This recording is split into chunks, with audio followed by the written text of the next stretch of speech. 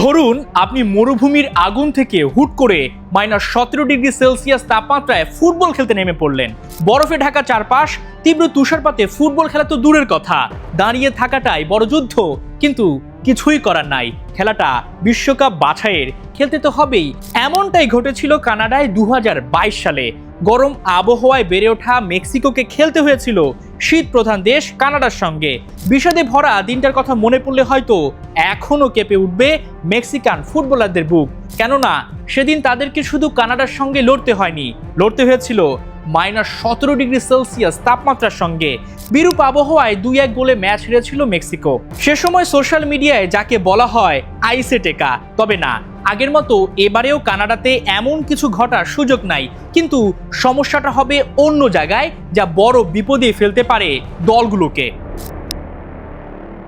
3 দেশের 16টা শহর, 48টা দেশকে 12 গ্রুপে ভাগ করা, খুব হিসেব কষে হয়েছে ভেন্যু সিলেকশন। কিন্তু তাতে তো আর সব চ্যালেঞ্জ শেষ হয়ে যায় না। কেন চ্যালেঞ্জ, কোথায় বিপদের টিমগুলো? একটা গ্রুপের উদাহরণ দিলেই পরিষ্কার হবে 3 দেশে বিশ্বকাপ দলগুলোর জন্য ওত পেতে আছে কি কি বিপদ। কানাডা, বসনিয়া ও হার্জেগোভিনা, কাতার, সুইজারল্যান্ড। বি গ্রুপের 4 দেশ, 4 ধরনের আলাদা জলবায়ুর দেশ, আলাদা পরিবেশে বেড়ে ওঠা। কিন্তু তাদের ম্যাচগুলো হবে কোথায়? উত্তর আমেরিকার 3 ভিন্ন কন্ডিশনে, কানাডা, যুক্তরাষ্ট্র এবং মেক্সিকোতে। একদিকে মরুভূমির আগুনে ওয়েদারের সঙ্গে যুদ্ধ করে বিশ্বকাপে আসা দেশ কাতার, গরমে 40 থেকে 50 ডিগ্রি সেলসিয়াসে পৌঁছে যায় তাপমাত্রা। তাদের একবার খেলতে হবে শীত প্রধান দেশ কানাডায়, আবার তীব্র গরমে যুক্তরাষ্ট্রে, যেখানে প্রায় 35 থেকে 40 ডিগ্রির আশেপাশে থাকে টেম্পারেচার। মধ্যপ্রাচ্যের দেশটার প্রথম ম্যাচ যুক্তরাষ্ট্রের সান ফ্রান্সিসকো বে এরেনা স্টেডিয়ামে সুইজারল্যান্ডের বিপক্ষে।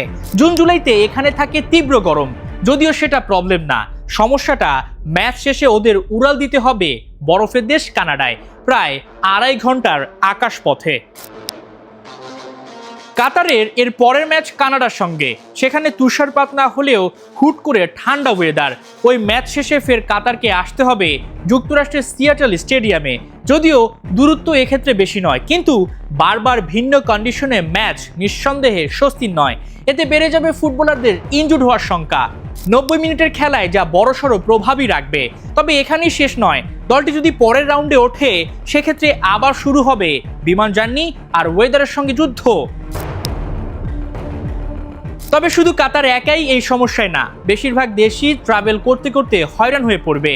আর কন্ডিশনের লড়াই তো আছেই, তার উপর এবারে 48টা দেশ নিয়ে ফিফার বিশাল আয়োজন। যে দুটো দেশ ফাইনাল খেলবে তাদের কত ধকল পোহাতে হবে তা ভেবে দেখেছেন? তাই 2026 বিশ্বকাপকে শুধু ফুটবলের লড়াই বললে হবে না, এটা হবে পৃথিবীর সবচেয়ে বড় climate versus football survival test. Hasan Sajib, 71, Dhaka.